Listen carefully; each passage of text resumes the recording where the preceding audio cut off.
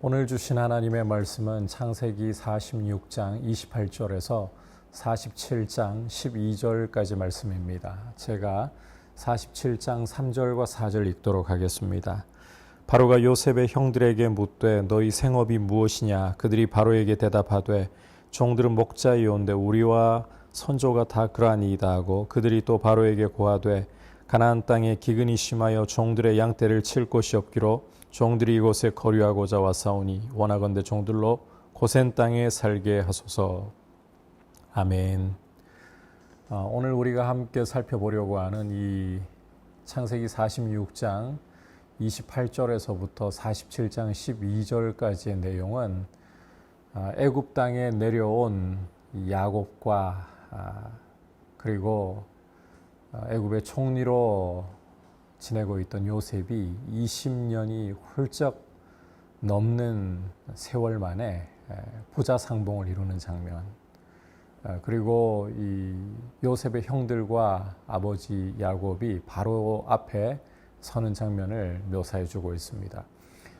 미리 좀 말씀을 드리자면 오늘 말씀에서 아주 중요한 키워드가 두 가지가 있습니다. 첫 번째는 고센 땅이라는 키워드입니다. 그리고 또 한 가지는 거류한다 라는 키워드입니다. 이 점을 염두에 두고 오늘 말씀을 좀 살펴보려고 하는데, 우선 이 애굽으로 내려간 야곱은 고센이라는 땅에서 요셉과 부자 상봉을 하게 됩니다. 20년도 훌쩍 넘긴 세월을 보내고 부자가 만나다 보니까 얼마나 반가웠던지 서로 부둥켜 안고 울음을 터뜨리지 않을 수가 없었죠. 그리고 30절을 보시면 야곱이 요셉을 만난 것이 얼마나 감격스럽고 얼마나 좋았던지 이런 말까지 합니다. 내가 지금까지 살아있고 내가 내 얼굴을 보았으니 지금 죽어도 좋겠도다. 요셉이 살아있고 얼굴을 봤기 때문에 이제 여한이 없다는 거예요. 자, 이렇게 이 부자 상봉 가운데 내가 지금 죽어도 족하다라고 할 정도로 야곱이 좋잖아요. 이것은 하나님 앞에서 자신이 움켜쥐고 있던 모든 것들을 손을 풀고 내려놓았을 때 오는 축복입니다. 하나님을 바라보고 하나님을 신뢰하면서 하나님 앞에 자신의 인생 처분을 맡겨드릴 때 하나님은 당신의 자녀에게 좋은 것으로 주시는 분이다. 이 사실을 우리가 이 말씀 속에서 꼭 기억하기를 원합니다. 이제 계속해서 이어지는 말씀을 보면 이제 요셉이 형들과 아버지 가족에게 바로를 이제 곧 보게 될 것이다. 그때에 목축하는 사람이라는 사실을 강조하라고 합니다. 우리가 어려서부터 선조 때부터 다 목축을 해왔다. 이 사실을 바로 앞에서 강조하라고 합니다. 왜 그렇게 이 목자라는 사실과 이 가업으로 목축을 이어오고 있다는 사실을 강조하라고 하느냐? 34절 후반부를 보면 이렇게 설명하고 있습니다. 애굽 사람은 다 목축을 가증히 여기나니 당신들이 고센 땅에 살게 되리이다. 고센 땅을 차지하도록 하기 위해 목축이라는 이 말을 강조하라는 거예요. 자, 이 고센 땅에 사는 게 이 굉장히 중요한 일이라는 거예요. 애굽으로 내려온 야곱과 그 가족들, 이스라엘이 이 고센 땅에 거주하는 것이 참 중요하다. 요셉이 이걸 일부러 강조하고 이 일을 만들어내려고 하고 있는 겁니다. 자, 그리고 이제 바로 앞에 요셉의 형들과 그리고 야곱이 서는 장면이 47장 1절부터 이어지고 있죠. 요셉이 바로에게 가서 이 보고를 합니다. 아버지와 형들과 이 모든 소유가 가나안 땅에서부터 와서 고센 땅에 있습니다. 고센 땅에 있다고 강조하죠. 그러면서 이제 형들을 바로 앞에 5명을 골라 뽑아가지고 세우는데 바로가 아니나 다를까 이렇게 물어요. 너희 생업이 무엇이냐? 47장 3절에 보면 그때 이 요셉의 형들이 종들은 목자이온데 우리와 선조가 다 그러하니이다.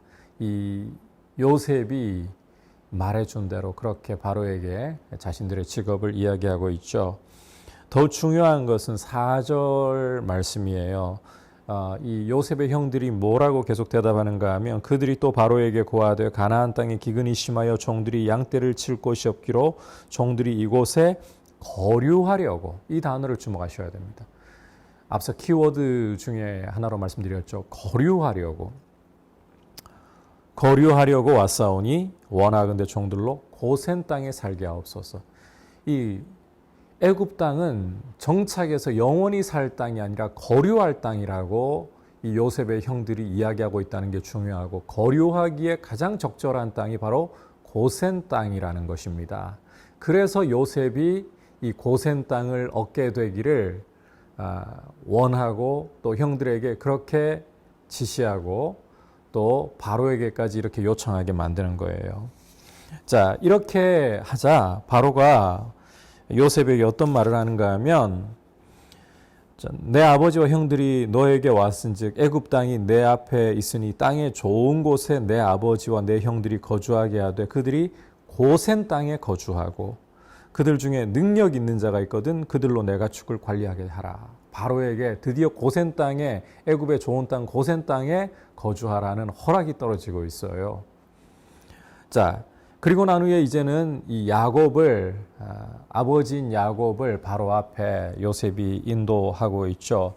자, 그런데 여기에서 주목해 볼 게 7절과 그리고 10절을 보면 야곱이 바로에게 들어왔다가 나갈 때 두 차례나 하고 있는 일이 있습니다. 축복을 합니다. 바로를 축복합니다.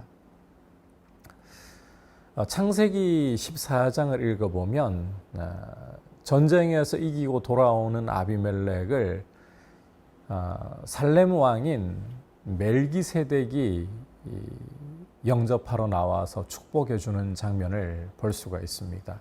이 장면을 가지고 히브리서 기자는 설명하기를 패일언하고 높은 자가 낮은 자를 복을 빌어준다.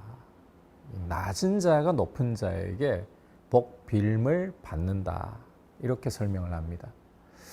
자, 그렇다면 한낱 목자에 불과한 이 야곱이 이 천하의 바로에게 복을 빌어주고 있다. 원래는 이 높은 자가 낮은 자에게 복을 빌어줘야 돼요. 바로가 야곱에게 복을 빌어줘야 할 것 같은데 오히려 지위상으로 볼 때 더 형편없는 자리에 있는 애굽 사람들이 가증히 여기고 혐오하는 이 목자 출신의 야곱이 이 천하의 바로를, 애굽의 지존으로 앉아 있는 바로를 복을 빌어주고 있습니다. 이게 도대체 어떻게 가능한 일인가? 자, 이 8절, 9절 바로와 이 야곱 사이의 대화 속에 이렇게 할 수 있는 이유가 담겨 있어요. 바로가 야곱에게 내 나이가 얼마냐 이렇게 묻죠. 그때 야곱이 어떤 대답을 하는가 하면 내 나그네 길의 세월이 130년이니이다. 내 나이가 얼마 못 되니 우리 조상의 나그네 길의 연조에 미치지 못하나 험악한 세월을 보내었나이다. 험악한 세월을 보내었나이다. 자, 이 야곱이 천하의 바로를 들어오고 나가면서 축복할 수 있는 이유는 이 험악한 세월을 보내었나이다. 여기에 답이 들어있어요.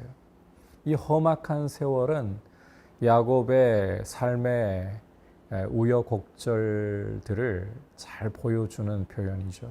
야곱이 이 젊어서부터 이 노년에 이르기까지 당했던 그 모든 고난을 이 험악한 세월이라는 말 속에 다 담고 있습니다. 그런데 야곱이 이 고난을 통해 고생만을 한 게 아니에요. 이 험악한 세월이 고난이 담겨 있고 고생이 담겨 있지만 이 고난, 이 고생을 통해서 야곱이 그 인격이 정말 아름답게 다듬어졌다는 거예요. 하나님을 신뢰하는 인격으로. 하나님만이 내 삶의 길을 열어주시고 인도하실 수 있는 분이라는 고백으로 하나님과 동행하는 모습으로 다듬어져 온 이런 삶이 이 안에 단어가 있다는 거죠. 그러고 나니까 이 야곱이 온 천지의 주제이신 바로가 감히 이 비교할 수 없이 가장 높으신 하나님의 이런 사랑을 입고 하나님의 이런 연단을 통해서 하나님의 이 복을 받는 사람으로서 이 지내온 삶이 바로 험악한 세월이라는 표현입니다.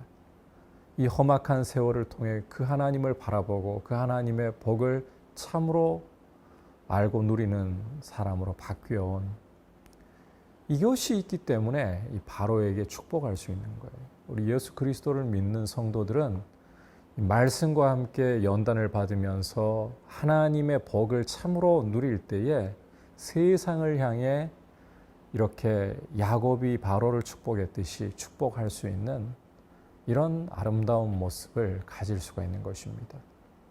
지금 우리 한국교회는 너무 추락해 있습니다. 세상에게 복을 끼치기보다 세상을 축복하기보다 오히려 많은 고통을 주었다는 것 인정하지 않을 수 없습니다.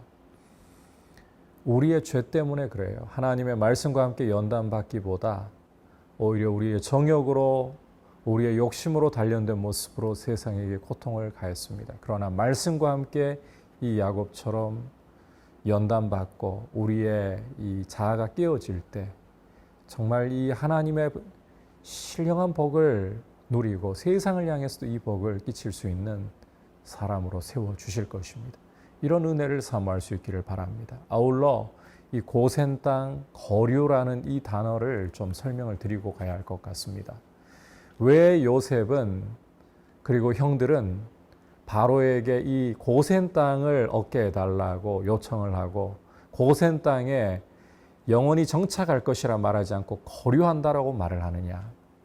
이 고센 땅은 지도상으로 보면 애굽의 동북부에 위치해 있는 나일 삼각주 인근의 이 애굽 동북부에 위치해 있는 경계 지역입니다. 가나안을 가까이 두고 있는 경계 지역입니다. 애굽의 내륙 깊은 곳이 아니라 가나안과 가까운 경계 지역입니다. 나일 삼각주 인근에 있기 때문에 이 퇴적물로 인하여서 굉장히 비옥하고 목축을 하기에 좋은 땅이면서도 이 가나안 땅과 인접해 있기 때문에 마음만 먹으면 언제든지 가나안 땅으로 돌아갈 수 있는 지리적인 여건을 갖추고 있습니다. 내륙 깊숙이 들어와 버린다면 애굽 사람들과 동화될 가능성이 높아요. 그러나 가나안 땅 인근의 국경 지역에 있으면서 이스라엘 족속은 애굽에 마음을 두고 살아가는 것이 아니라 이곳은 우리가 하나님의 약속대로 번성하기 위해 거류하기 위해 잠시 머무는 땅일 뿐이다. 이걸 항상 염두에 두고 하나님이 약속하신 가나안 땅, 하나님이 주시기로 한 기업을 말씀을 생각하면서 말씀을 붙들고서 계속해서 바라보아야 한다는 것입니다.